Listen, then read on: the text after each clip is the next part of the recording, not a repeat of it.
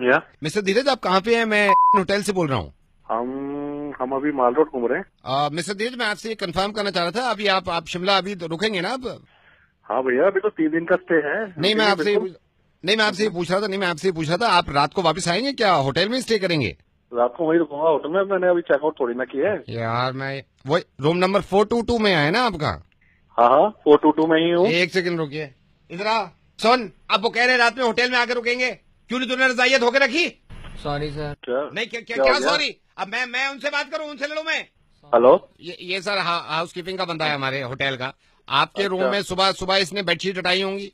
अच्छा, रजाइयाँ भी हटाई हैं। अब इसने रजाई धोने को डाल दी, अब स्पेयर में कोई रजाई है ही नहीं हमारे पास। क्या करें आप, वो बताएं यार। सर 1 दिन के लिए बोल दो, अगर बिना रजाई की हो जाए तो। 1 दिन के लिए बोल दो सर? 1 दिन आप बिना रजाई के, 1 रात आप फैमिली के साथ स्टे कर लेना। कल मैं इसकी क्लास लगाऊंगा। पागल हो गया क्या तुम? क्या ठंड में मारेगा क्या मैं? नहीं तो सर 1 रात की बात है, सिर्फ 1 रात की बात है। ठंड भी तो देख कितनी हो रही है। 1 रात की बात है, बिना रजाई के कैसे रुकेंगे? बस सर यहीं पे आप रुकिएगा प्लीज। क्या नाम है आपका?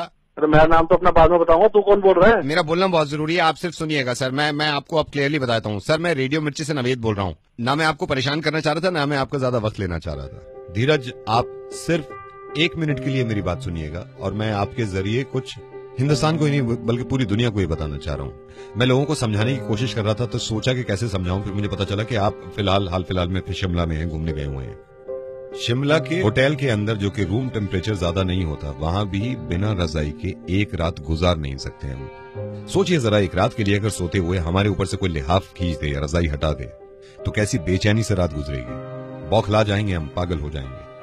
इस कॉल का मकसद ये है कि लोगों को पता चले कि ये हमारे लिए कितना कुछ करते हैं। आज अफसोस की बात यह है कि हनुमंत थप्पा ने दम तोड़ दिया और वो शहीद हो गए। और मैं ये सोच रहा था कि जब हनुमंत थप्पा बर्फ में फंसे हुए थे, जब उनकी सांसें चल रही थी, कुछ तो ख्याल आया होगा उन्हें अपनी बीवी के बारे में, कुछ तो सोच रहे होंगे वो अपने माँ बाप के बारे में। लेकिन उन्होंने तकलीफ उठाई, वो बेचैन रहे सिर्फ आपकी और मेरी वजह से, सिर्फ इस मुल्क की वजह से। मैं सिर्फ ये कहना चाह रहा हूं कि इनकी कुर्बानियों की कद्र करें हम, और इनकी इज्जत करा करें हम, क्योंकि इन्हीं से हैं हम। सही कहा नावेद। इत्तेफाक से हमारी दिल्ली में ज्यादा ठंड पड़ी नहीं है, उसके बावजूद रात को 1 बजे आप अपनी गाड़ी से निकले, अपना शीशा नीचे करके सिर्फ अपना हाथ बाहर निकालिएगा, तो आपको एहसास होगा कि एक इंसान अपनी मुल्क के खातिर, अपने लोगों के खातिर बर्फ के नीचे दब जाता है, मुल्क के लिए शहीद हो जाता है। ये सोचिए जरा, आपके बच्चे अगर थोड़ी देर के लिए स्वेटर पहने बिना, जैकेट पहने बिना आंगन में निकल जाएं, कहीं बाहर सड़क पे चले जाएं, तो कितना घबरा जाते हैं हम, फौरन चिपटा लेते हैं कि ठंड है। जब तक हनुमंत थप्पा 6 दिन तक नहीं मिले थे, क्या गुजर रही होगी इनकी माँ पे, क्योंकि उनको मालूम था कि वो बर्फ में है। और प्लीज, ये मेरी आपसे गुजारिश है, मैं इस तरह कहता नहीं हूं, कि इस मैसेज को आप दूसरों तक जरूर पहुंचाइएगा। हो सकता है कि शायद उनकी नजर में और ज्यादा इज्जत बढ़ जाए, जो लोग नहीं समझते कि हमारे जवानों की कितनी कुर्बानियां हैं हमारे लिए। हम सब शुक्रगुजार हैं हनुमंत थप्पा के और बाकी उन सारे जवानों के जो अब भी ठंड में हमारी वजह से पहरा दे रहे हैं। और सलाम है उन माँ बापों को जो अपने बच्चों को आर्मी में भेजते हैं, अपनी वजह से नहीं, अपने मुल्क की वजह से। धीरज, बहुत बहुत शुक्रिया ये बात सुनने के लिए, और सिर्फ आपको ही नहीं सुनानी थी, अब जितने लोग ये सुन रहे हैं इन तक पहुंचानी थी, और आपकी जिम्मेदारी है कि आप दूसरों तक पहुंचाएं ये बात, प्लीज।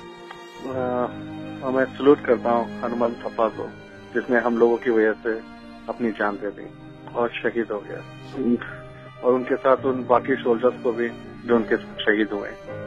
और बात खत्म करने से पहले ये मैंने कहीं पढ़ा और आपको बताना चाहता हूं मैं, कि तेरी सलामी में वो बर्फ भी आज पिघल गई होगी, जिसकी लाख कोशिशों के बाद भी तूने हथियार नहीं डाले।